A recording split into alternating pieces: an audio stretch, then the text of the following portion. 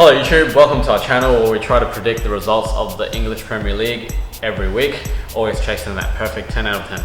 Don't forget to like and subscribe, and if you like what we're doing, please turn on your notifications. Let's go!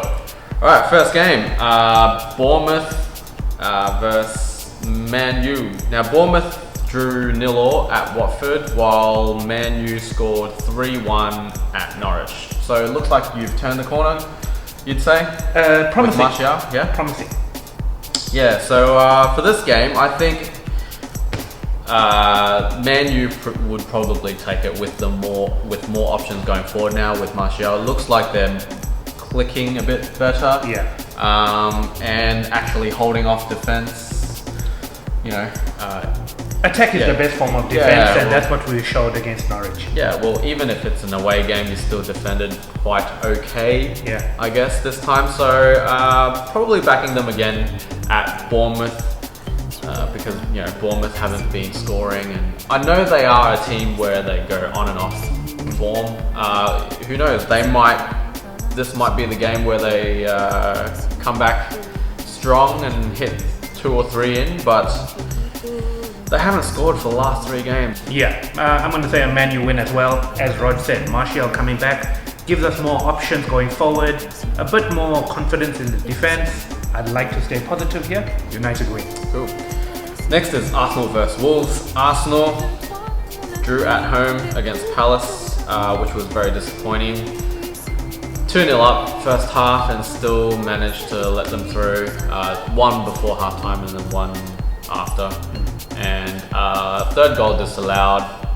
Contentious. By VAR. I really didn't think it was a foul. If anything, probably, you know, a foul on Chambers is also applicable there, but it's just, yeah, overall I still think VAR is good for like offside calls, yeah, where it's more black and white and not subjective, whereas, you know, fouls like these, 3 guys going for a ball and one of them trips, no real pushing at all. I can't really call that a foul. You know, yeah, so that's a bad use of VAR there, I'd say. So if you were to choose just VAR as an entity, yes or no? I'm gonna stick, as I said in the beginning of the season, I'm not a fan of VAR. I would have to say yes, but the system has to be tweaked. I think I can see another draw here. I'd agree. Yeah, I just don't feel Arsenal with their tight schedule. They're playing Liverpool in 2 days, yeah, and then they got that, and then they got Champions League again. Next game. Yeah. Yeah, just a really tight month. I just don't see it. I just don't see a win at the moment. Even like Xhaka. There's a lot of controversy there. So I feel, yeah, a draw at home would be as good as a win for me here. Wolves is again known for like doing well against top 6, or the original top 6. Yeah, I guess they will be able to hold us off. Yeah, and get a point. Yeah. I want to get your quick opinion on how would you feel next game if Xhaka walks out there with the captain's armband? I think that I've read that the players are backing him to be the captain again. Well, they have to, sure. Yeah. Look, the thing is, we were at home. We were winning 2-up, and then, you know, they equalised. And we wanted to win at home. So when he was subbed off, the fans were cheering, but then he was walking, and the fans didn't like that because I guess they felt that urgency was exactly. So being at home, they thought we could have won, and so they started booing him for walking, and I guess he took it the wrong way. Yeah, I think he took it the wrong way, and even Emery said it was wrong, and maybe if he came out to say something at least. But they say it's been 24 hours, he said nothing. Yeah, I know, he hasn't apologized. I guess he's not happy with fans booing their own players full stop, which is understandable, but I guess some sort of statement, at least, as a captain, showing some high EQ would be good. Oh, okay. Yeah. You know, because he lost it. Yeah. He lost all EQ at that point. Like showing some EQ would be good. You know? Yeah. So yeah, I think So we say draw a there. Wolves draw. Yeah, I have to go with the draw there. Cool. Next is Villa versus Liverpool. Villa lost 3-0 at City, and Liverpool won 2-1 at home against Spurs. Villa held out for a while though. Yeah, they did. They played good overall, and then they lost a bit of focus. It's like playing against Liverpool or Man City. If you lose focus for a bit, like you know, even if it's 5-10 minutes, you could get like 2-3 shots in. Yeah, because I think that's what happened. Like City got like a bunch of goals in together. Like, yes. Sorry, back to Villa versus Liverpool. So yeah, Villa I think defended okay, I guess. 3-0 is not the worst of that weekend.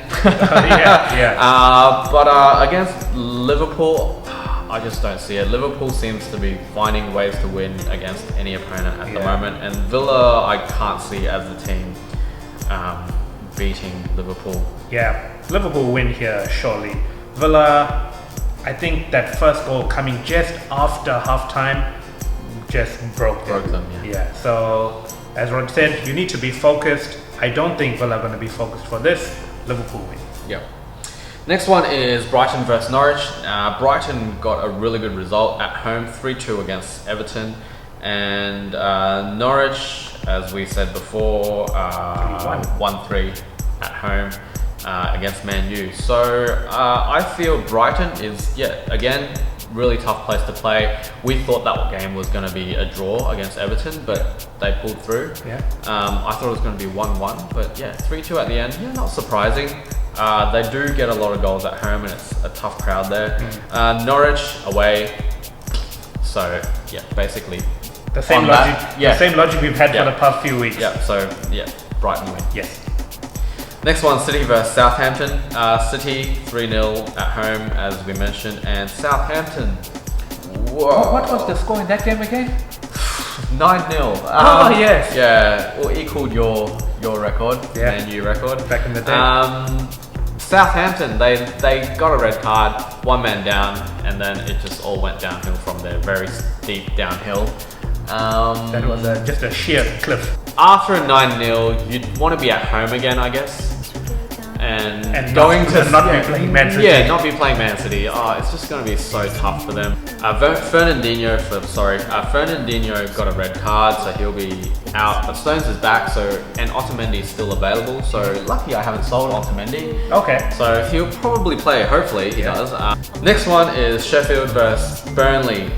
Sheffield got a 1-1 draw at West Ham, which was pretty good. I expected a West Ham win, but expected a low-scoring game. I thought it was going to be a 1-0. As we said, that Sheffield has had the least conceded goals, equal with Liverpool still. So defensive-wise, they're still doing the job, and I think at home against Burnley, who didn't really do that well against Chelsea. Pulisic got a very quick flowing hat-trick at Burnley. So I think I'm gonna have to say Sheffield win. But they don't score many at the same time as not letting many through. So probably a 1-0, 2-0, 2-1 low scoring game. But whenever we go for these 1-0s or tight games, we're also implying that a draw is likely.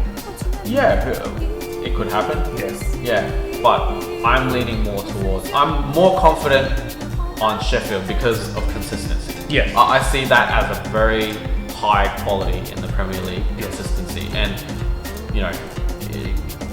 a championship team coming up and still being able to defend like that and grind out all these games against any opponent. That's something special. And I think Sheffield is doing that, and Burnley does not have that sort of consistency. So leaning more towards the win there. Next one, West Ham versus Newcastle. West Ham 1-1, as we just said, and Newcastle 1-1 against Wolves. I'm leaning more towards West Ham this one. I saw highlights of Newcastle and Almiron. We mention his name like every week. He gets a lot of chances, but when he's there, he doesn't finish it.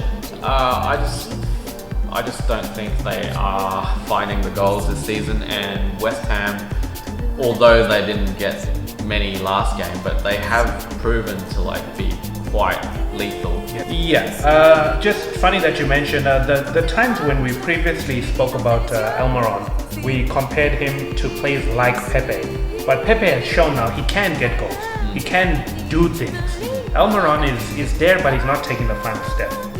So without him, who seems to be that spark, or also that Saint Maxim guy. Yeah, I think he's the real shining light in that team, but I don't think it's going to be enough against West Ham. West Ham wins. Next one, Watford versus Chelsea. Watford got the 0-0 with Bournemouth, and Chelsea, as we said, 2-4. Chelsea is definitely an up and running team. They're really in form. If it's not Abraham and Mount or Hudson-Odoi, it's Pulisic, and Willian. At the moment, they're just scoring from anywhere basically. Really free-flowing, fast-paced team. And I think without Watford, content. Yes. So I don't see Watford as being a winner here. So definitely Chelsea is going to get some goals, but I see Watford maybe getting a draw here. The thing is, at home, and they seem to be a team that does well against big teams as well. Let's not forget they got 1-1 at Spurs just the week before. So I see them scoring first, and if they do, I see them holding off Chelsea. They might equalise, but probably not get the win. So I'm gonna have to say a draw here.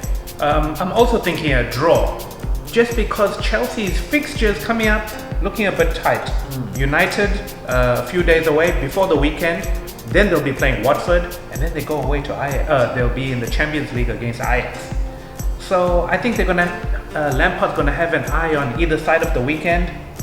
The squad, he's gonna have to prioritize some things. I wouldn't be surprised if this game is a draw. Next one is Palace versus Leicester. Palace got 2-2 at Arsenal, as we mentioned, and Leicester got the 9-0. Palace did okay with that energy coming back from 2-0 down. Hats off to them for that, but Leicester are just so lethal at the moment. It's a really good team. Hat-tricks from both their strikers. Perez starting to get some points, so maybe it's time to put him on the team.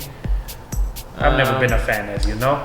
He does cost a little bit more though, so that's something to think about. But Leicester, definitely very informed team. That's why they're third in the table, and I don't see them slowing down against Palace. Not at all. Leicester win. Last game, Everton versus Tottenham Spurs. Everton got the loss at Brighton. But they are pretty lethal from the sides, Coleman and Digne. I see a lot of crosses into this game where I find Spurs having the weaknesses. I don't think Rose and Aurier are good enough to defend them, those really quick wingers. They tend to let them through and then struggle and just do some sort of fouling challenge. It's always the case with Rose. He just fouls because he's bad. So I feel an Everton win here. But Trev, I think, has a different opinion. Yes. Just to elaborate on something that Rod said, with Everton's width, we saw that Coleman didn't play last game, so we'd like to assume he's going to play at least a part in this game. He's a quality player. He needs to play in the big games. Another thing, I was watching Sky News when you talked about Danny Rose and Aurier. Another problem on top of that is they've got Eriksen on the wing, who's required to also be helping his wing backs, and he's just not that kind of player. Eriksen, he's a Yeah, cam. yeah, exactly. And he just looks unhappy. Like he doesn't want to be running back, tracking wingers and things. So that's what's making me think maybe a draw in this game. This one I'm expecting to be maybe slightly higher scoring than a 2-1, probably like a 3-2. I wouldn't be surprised. Yeah. I'll probably have to say it 3-2 or something like that, or 3-1. But I'm guessing more goals coming from Everton. That's what I'm saying. So I'm gonna stick with my prediction to say a draw, but I'm gonna agree with you on high scoring. Yeah. Say 2-2. okay, well, so I guess we're both agreeing on the majority of the results. But for this last game, I'm going with the win, Everton, and he's going with the draw. Yeah. So let us know what you think in the comments down below. Yeah. All right. Fantasy. Yes, you beat me. Yes, finally. Yes. A week where I scored more points. Yes. I've already made my change this week, and I've got a new keeper because I don't see Burnley getting good fixtures or results in the coming weeks. And You mean your new player that you brought in is a keeper? Yes, that's correct. I took out Pope, who's the Burnley keeper. I've left Adrian for now, but I will have to replace him because he's dropping in value. Already? Yeah, 4.4 from 4.5 because I guess people are selling him after Alisson is back. Yeah. So yeah, I know who I'm going to get, but just not at the moment. I want to get Gazaniga, but he's a Spurs player, so I was just gonna ask, is it Gazaniga? But no, you've answered I that can't. question. I can't because he's a Spurs player. Yeah. It's another keeper, but yeah, I'll have to make that change soon. But otherwise, still the same team. I'm trying to avoid the -4 or the penalties for making more than one change. So this is my team for this week.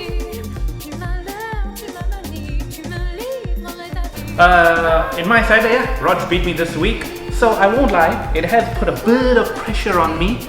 So I do feel now when Roger mentioned he's trying to avoid those -4s, I'm just thinking I may need to make more than one change just to maybe try to extend my lead a bit more.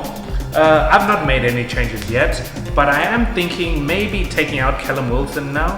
I'm feeling maybe that hot streak of his is dying down a bit. Not to say that he's going to have a bad season, but I don't think he's going to be as consistent. I'd like to bring in maybe a more high-profile striker. That might mean taking out Callum Wilson and Jimenez from my team. Well, Perhaps. Jimenez is fairly consistent, I'd say. Quite. So we'll see how it goes. I'm pretty sure I'm going to take out Callum Wilson this week. Call it 80% sure. We'll see how things go. But yeah, I'm going to hope to extend my lead, not give Roger a sniff in this. And this is my team for this week. Alright, so that's it for us this week. Yeah. And hope you guys have a good week in your predictions. Yeah. And let us know what you think about VAR and Xhaka. And Xhaka, or if you have any other things you want to discuss. Yeah. Catch you next time. Happy game week.